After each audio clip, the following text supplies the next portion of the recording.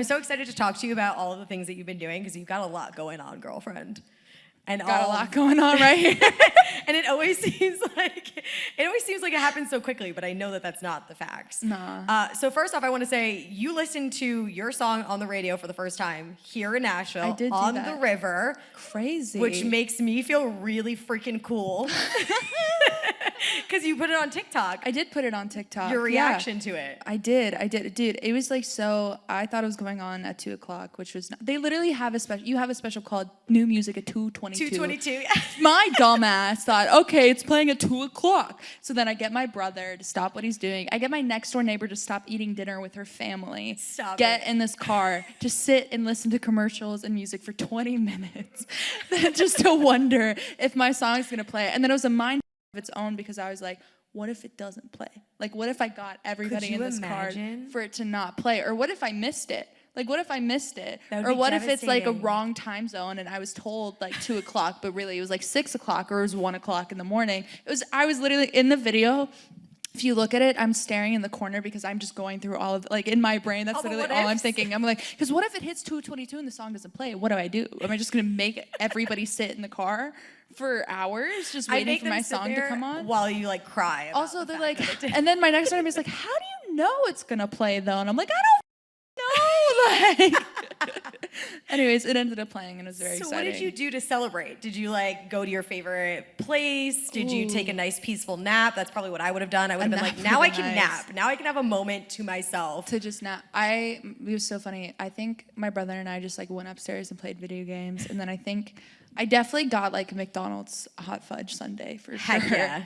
Hell yeah. Their hot fudge goes hard. I don't know how to explain it, but like it shouldn't go that hard, but it does. I'm shocked you found a ice cream machine that worked at McDonald's. Yeah, that's the actual win here.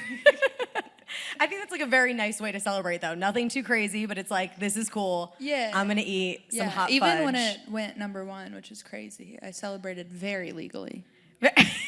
Barely. Of course. For sure. So like I said before, people always like to talk about like overnight success stories, which we know are just flat out lies. It's not a thing. And everybody seems like it's overnight because they didn't know who you were and now everybody knows who you are. So, but it happened so quickly, so everyone just assumes like, oh my gosh, it happened overnight. But you were a backup dancer at one point, right? Oh my God, I love how this is getting around. I was a background dancer for one night. One time for one night for Roger Waters from Pink Floyd. For some reason, he likes to have like kids dancing in a particular song. And so I was a Boys and Girls Club member, and he reached out to the Boys and Girls Club, and he's like, I need kids to dance for my stuff. And there's also a studio in the Boys and Girls Club. It's called, this organization called Notes for Notes. It basically gives free studio time to kids under 18. Very cool. And I was 12 at the time. Okay. And so then we dressed up in all black and he played at Bridgestone Arena, and then the song is like, we don't need no. Yes. That's when I was like, we don't need no. Yeah. Okay, so you didn't actually like learn a choreographed dance or anything like that? Here's the thing. They had choreography and they sent it to everybody but me. And so then I had to get there, and then they had to teach me the choreography. It was an interesting time. But Can you know show us a little bit of the choreography? I just did. I just showed it off. You walk on with an orange jumpsuit, and then you have to tear it off at one point, and you have to like point at people. It was a good time. But you know what? I want to keep this along. Of course, I was a background dancer for many years, many times. Yeah. So then, you weren't really. You were writing songs though. 100%. Yeah. You've been writing songs for quite a while. I mean, we could go back to Orange Peel, Z, songs like that, where like you really started to do YouTube videos and kind of like really put together a whole artistic project, I guess you could say. I was trying. Are there any of those songs that you're like, oh my God, what was I doing? Dumbass wasn't my favorite song. Really? But I do. Okay, I like it. Like lyrically, it really speaks. Isn't it arguably like the biggest one from all of like your older songs? I would yes and no. Like Z on like YouTube, there's one video that did pretty well. Funny enough, in South Korea. Okay. Like, it technically, like, some people would consider it like a mini viral moment. I don't know. Like, even just to say the word viral in like Sounds context weird, right? of my music, like that's just weird. But yeah, I mean, I feel like with Dumbass, I realized what it was is I didn't like the color of it. Like I have chromesthesia, and so when I listen to music, I see colors, and I hated the color of it. So anytime I heard it, I just had this like to it. So this is actually a great transition that I was not expecting because you're releasing an EP. I am releasing an EP. And you had posted a bunch of songs. Yes. Kiddie Pool, Love Kiddie Stars. Pool, yes, Love Stars. Sleeping with Friends, and you attached a color to each song. I did, yes. And I was going to ask you, like, what is that all about? And it's about my why. chronesthesia. Yeah, every song I like have written, or even just music that isn't mine, I always has like a color to it. Sometimes so there's a cool. color and I don't know the color. Like I'm trying to put my finger on what it is, but then that can be a frustrating process. But That's like, wild. Yeah, I don't know how to explain it. It's weird. I wish like I could do that. I feel like that's a superpower. It like it is and it isn't, because then I like don't like songs because of the color when it's like a good song, but you're like, I don't like the color that I'm seeing right now. It's so stupid. Like, what's a I don't song? like the color of it. What's a song that has a bad color to you? Well, to me, it was Dumbass. Like, Okay. it was a bright blue, like, just super bright and light and kitty, and I was just like, The face you're making right now I did not proves how much you hate I was just like, no.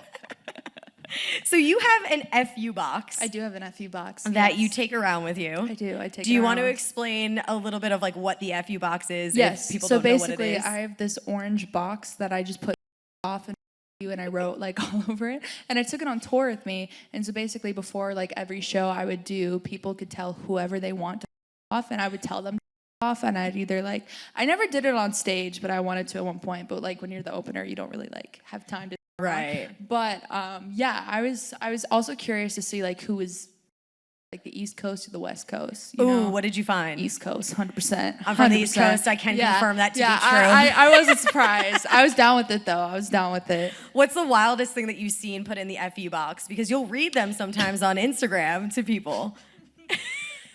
Ooh, that's okay. Do your thing.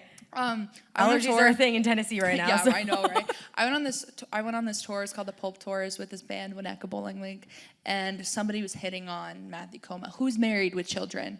Like married, has 3 kids. That's off limits, y'all. You so don't do that. adorable. This cutest little family, and this girl put her number and said me, and then I was like, you know what? I'm not gonna show that to him, because there's some people who are like, hey Matthew, I love you. Your music's so good, and I would bring that stuff to them. Well, yeah, because like, those are positive that's sweet, like, but if they're like trying to interactions. ruin a marriage, I was like, nah.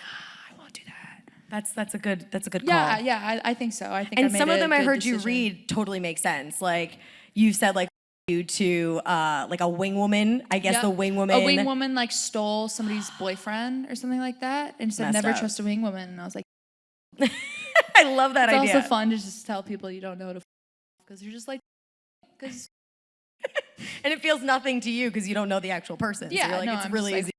like, if somebody says, hey, yeah. So you have very, I guess some people like to say, quote unquote, shocking lyrics. Obviously, if you've been around the block, they're not that shocking. You've heard the F word before. You've heard people like talk about intercourse. Yes, sex. like that. People have it. Yeah, that's a thing. I Crazy. mean, that's why we're all here, is actually because of that. So. Yes.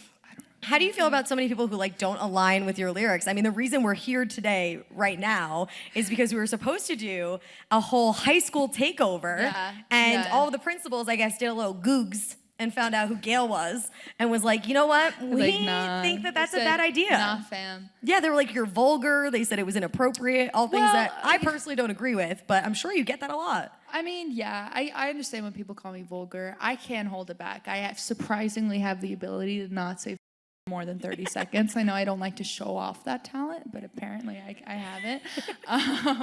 But I mean, it's one of those things where if you think I'm the worst thing a teenager is saying, you're just not living in the real world. And like, Facts. there's also just like so much that teenagers are going through that are such like serious things that nobody's like acknowledging at times too. So if you think that like I am the like deepest or like darkest thing that could come from a teenager's brain or mouth, you're just not in touch with where teens are today in this world, you know? I agree entirely. Like, it's also like, I'm literally a high schooler. Like, if you're trying to be like, that's vulgar for high schoolers, I'm like, I am one. Like, and like, I understand it. Like, I get it. Like, I'm not about to be like, I get if you don't want your 7-year-old listening to my music. But Right. like, But a high schooler, you're it's saying what like high schoolers are saying.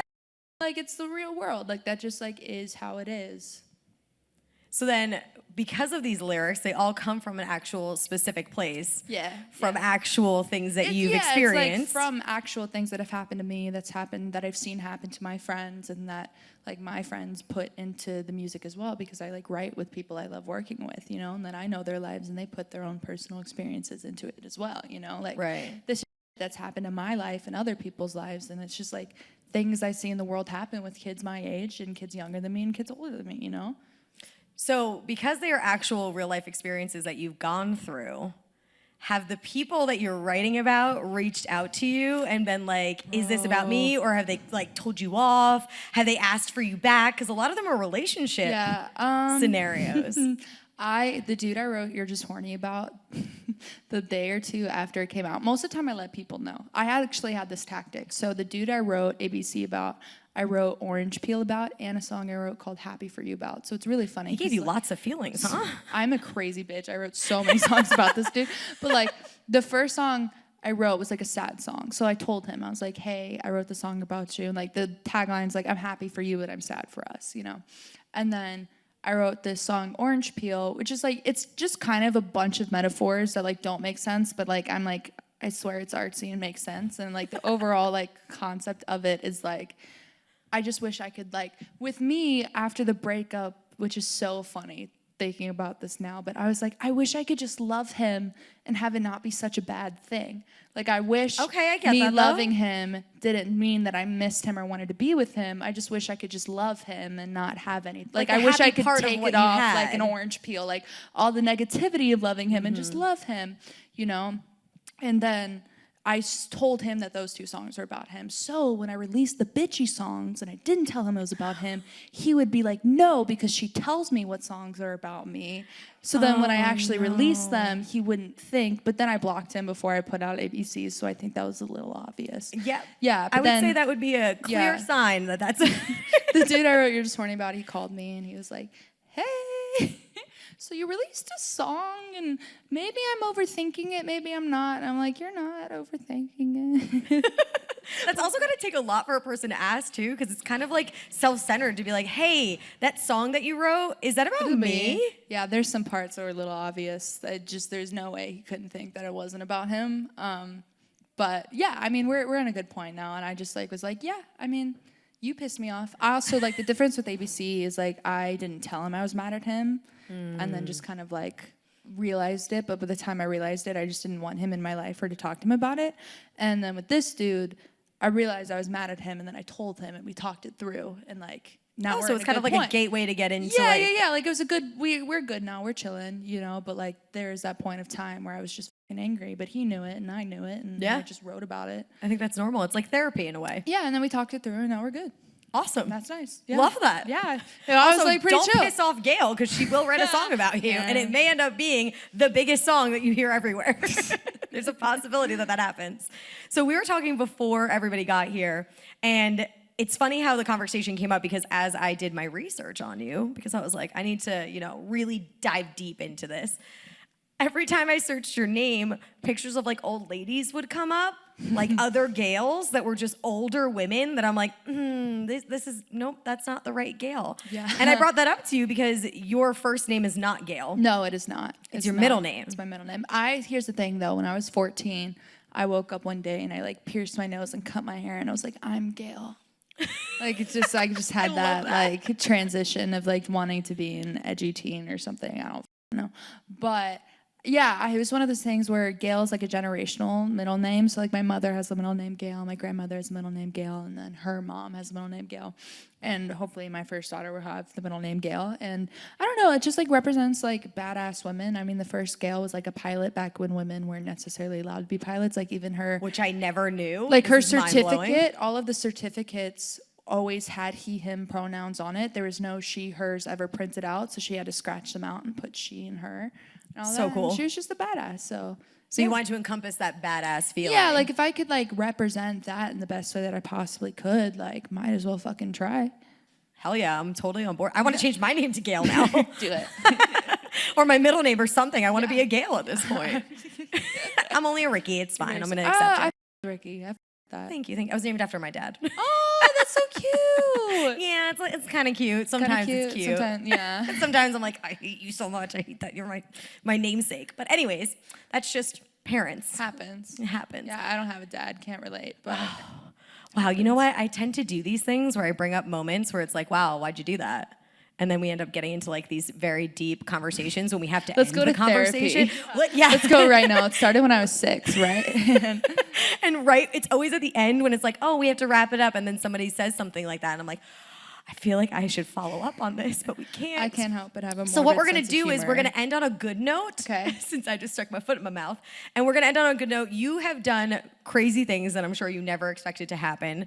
You know, like you have performed in places that you probably never expected. You've been on late night television. You're crazy on TikTok. Your song has like exploded. What are we manifesting for this year?